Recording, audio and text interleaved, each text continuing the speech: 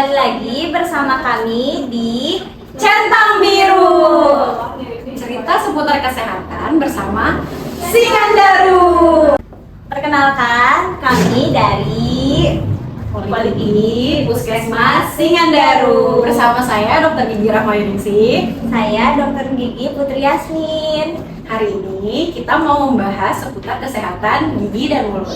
Nah, mungkin teman-teman ada yang beberapa belum mengetahui nih tentang kesehatan gigi dan mulut. Nah, di sini kita mau ngebahas tentang mitos atau fakta mengenai kesehatan gigi dan mulut.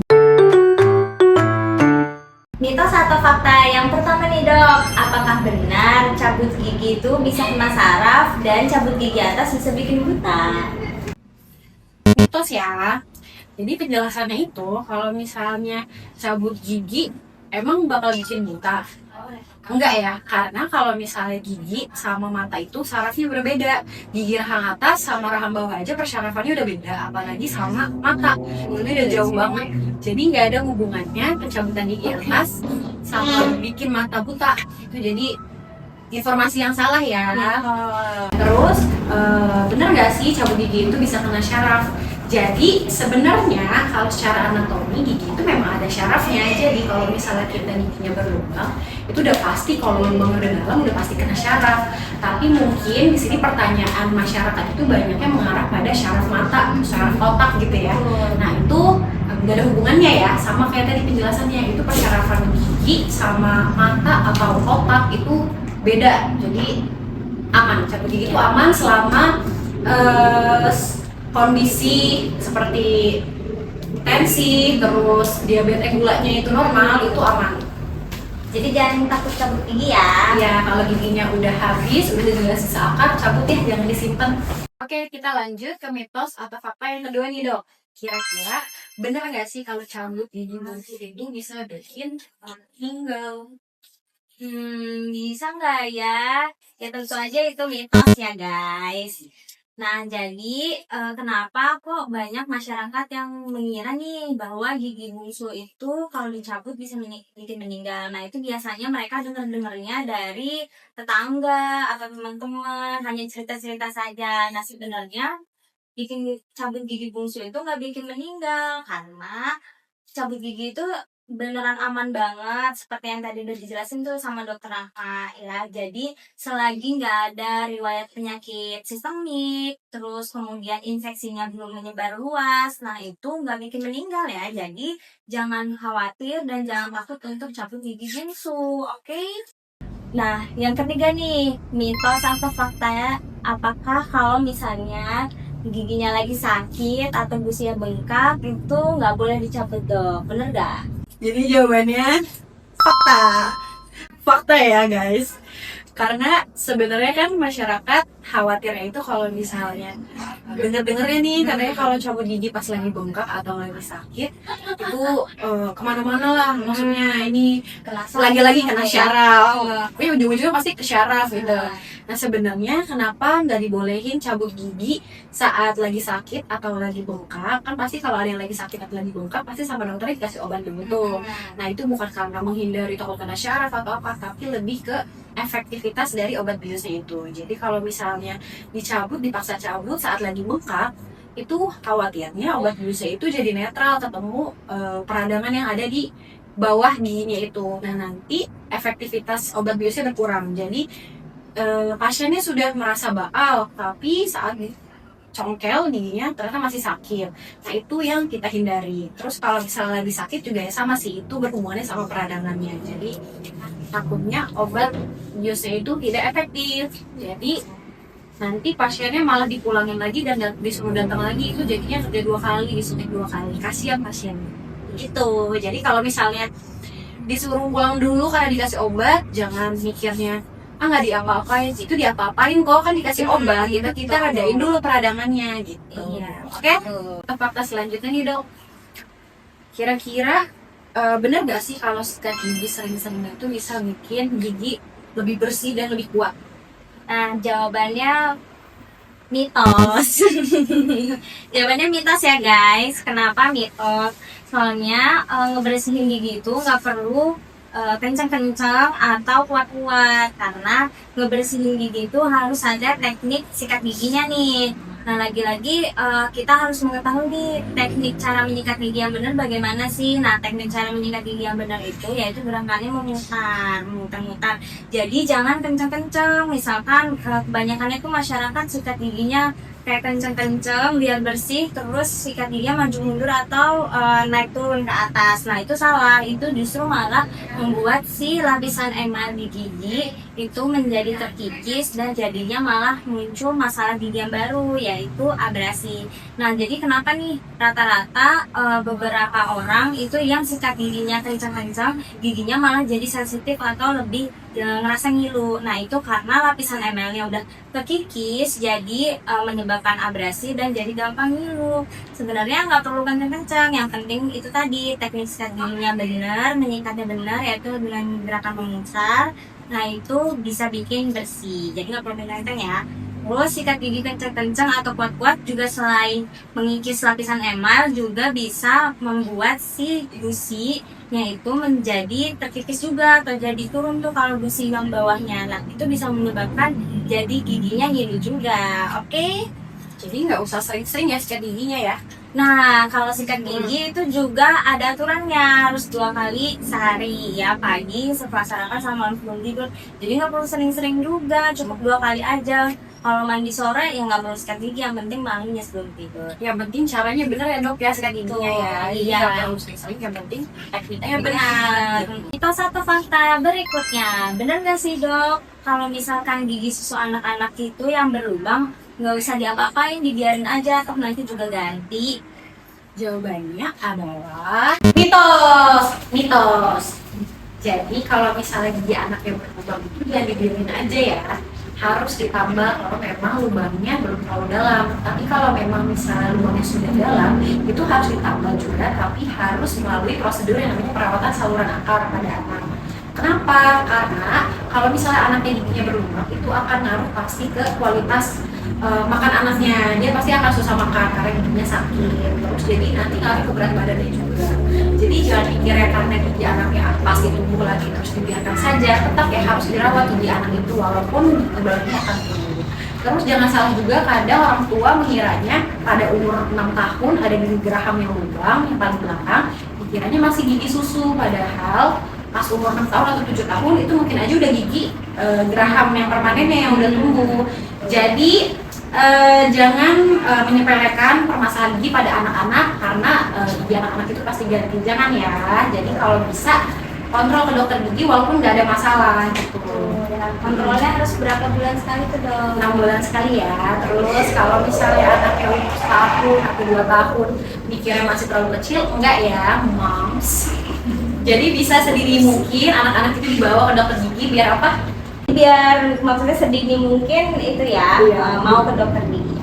Oke, next question nih dok, mitos atau fakta kalau misalnya gigi anak dicabut, misalnya gigi atas nih harus dibuang ke bawah, sedangkan kalau misalnya gigi bawah yang dicabut, giginya harus dibuang ke atas genteng.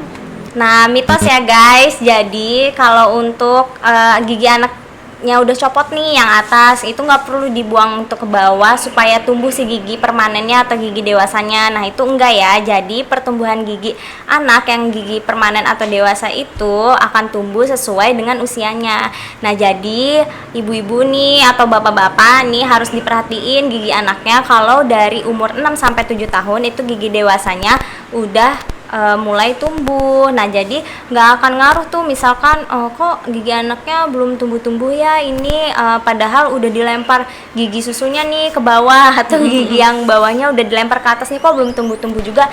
Nah, ditunggu aja karena memang proses pertumbuhan gigi itu udah ada sesuai dengan usia anaknya gitu.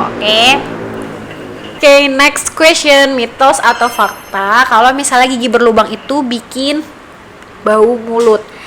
Nah, jawabannya nih, ya pasti fakta ya guys. Nah, kenapa sih emang gigi berlubang itu bikin bau mulut ya? Kenapa tuh dok kira-kira?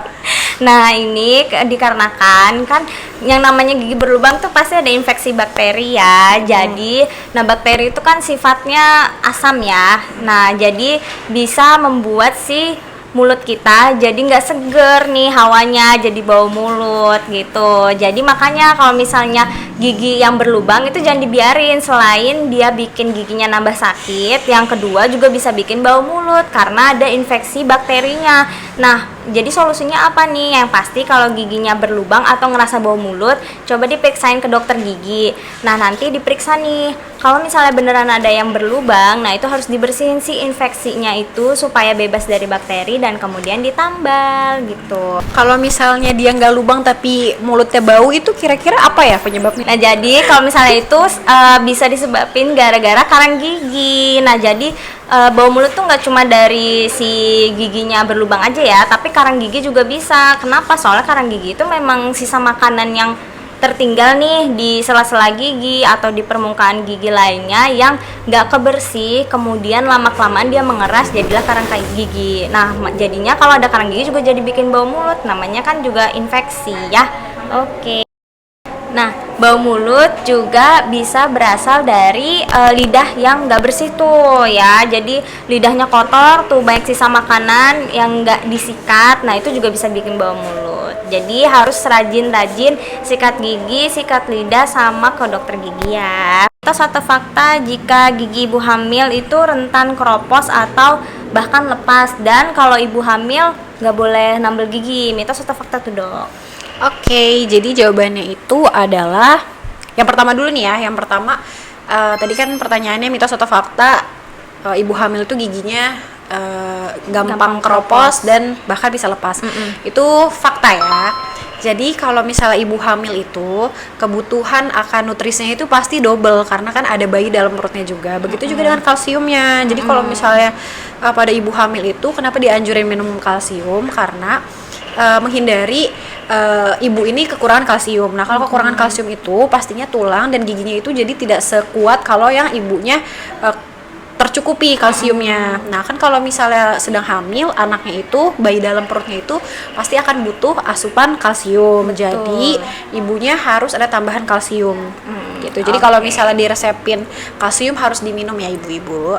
Terus kalau yang kedua, mitos atau fakta, ibu hamil itu nggak boleh ditambal ya giginya ya? Betul ya. Itu adalah mitos karena kalau misalnya ada masalah dalam gigi ibu hamil, itu pasti ngaruh juga ke nutrisi ibu hamilnya itu. Misalnya gigi dia lubang dan sakit, kalau misalnya tidak segera ditambal, itu bisa mempengaruhi pola makannya si ibu. Jadi dia nutrisi betul. buat anaknya juga kurang, Jadi buat ibunya juga kurang. Nah, tapi ada syaratnya kalau mau perawatan gigi saat hamil itu amannya pas kapan? Jadi amannya itu pas trimester kedua, yaitu bulan keempat sampai ke 6. Kenapa? Karena kalau trimester 1 takutnya masih mual dan muntah ibu hamilnya. Dan kalau misalnya trimester ketiga, khawatirnya itu udah terlalu dekat dalam persalinan. Takutnya bisa menimbulkan kayak kontraksi palsu kalau ada rasa nyeri saat penambalan atau misalnya pencabutan gitu. Ya. Oke. Nah, mitos atau fakta yang terakhir nih, Dok ya. Kira-kira pasta gigi atau obat kumur yang dijual di online nih, banyak masyarakat yang kayak bilang ada nih di online pasta gigi atau obat kumur yang bisa ngebersihin karang gigi. Itu bener gak sih, Dok? Keren ya.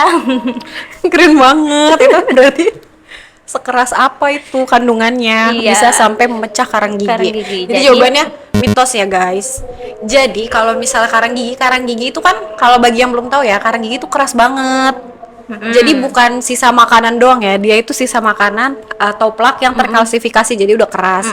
Nah, bisa bayangkan kalau misalnya ada obat kumur atau pasta gigi yang digunakan terus bisa menghancurkan karang gigi, itu pasti kan kandungannya betul keras banget ya, tuh, bisa sampai melumpuhkan ya. karang gigi. Nah, itu udah pasti kan dari segi bahan udah nggak aman tuh. Dan teorinya kalau misalnya karang gigi itu hanya bisa dibersihkan secara mekanis dengan scaler. Bisa pakai scaler manual atau scaler ultrasonik gitu. Jadi itu hanya bisa dilakukan di dokter gigi aja. Alatnya adanya di dokter gigi. Karena kalau misalnya scaler itu nggak mungkin perorangan punya gitu ya. Iya betul ya. Itu dan caranya juga ya gimana ya? Iya, gitu ya. hanya dokter gigi yang bisa gitu. Jadi jangan percaya kalau misalnya ada iklan atau promo-promo ini harga segini bisa tuntas membersihkan karang gigi itu Iya. rasanya itu terlalu tidak mungkin kalau misalnya ada obat kumur atau pasta gigi yang bisa membersihkan dengan bersih karang gigi secara utuh gitu ya. Betul. Kalau mau bersih karang giginya datang ke kita. Ke Puskesmas Singandaru. Oke, nah jadi udah nih dok ya mitos atau fakta mengenai seputar kesehatan gigi dan mulut yang banyak ditanyain sama masyarakat nih ke kita ya. Nah mungkin gimana nih kira-kira ada tips and trick ke dok? Tips and trick. Tips Untuk and trick kesehatan gigi dan mulut ya. Ah. Jadi pastinya seperti yang kita tahu sikat gigi itu wajib ya, moms. Jadi sikat gigi itu yang benar itu jumlahnya 2 kali sehari. Kalau pagi setelah sarapan dan kalau malam. sebelum tidur, jangan lupa ya. Terus jangan lupa juga tadi seperti yang dijelaskan oleh Dokter Yasmin, jangan lupa untuk menyikat lidah setelah sikat gigi. Terus sebelum sikat gigi biasanya pakai apa tuh dok? Nah, sebelum sikat gigi harus pakai floss atau benang gigi nih. Nah, jadi sekarang udah banyak banget dijual ya benang gigi atau kita biasa sebutnya dental floss. Itu di supermarket juga udah ada. Nah, nanti harus itu tuh dibersihin di celah gigi. Soalnya dengan sikat gigi aja juga nggak akan bersih ya di celah-celah. Jadi harus flossing atau pakai benang gigi. Betul. Terus selain sikat gigi 2 kali sehari plus sikat lidah dan flossing juga harus rutin periksakan kesehatan gigi dan mulut ke dokter gigi ya. Jadi fungsinya itu selain untuk menyembuhkan yang memang bermasalah seperti lubang atau ada karang gigi, itu juga buat mencegah ya Iya, penyebaran si infeksinya. Oke, nah jadi jangan takut ya ke dokter gigi aja. Jangan takut ke dokter gigi dan jangan pernah takut-takuti anaknya untuk datang ke dokter gigi. Betul. Karena dokter gigi tidak menyeramkan. Oke deh dok. Nah jadi sekian ya. Dan mitos atau fakta dari kami, saya Dokter Gigi Putri Yasmin dan Saya dokter gigi Rahmayuningsi. Kami Kami berdua pamit pamit undur diri dari Centang Biru. Cerita seputar kesehatan, bersama Singandaru. cerita sehat, cerita kita. Bye bye.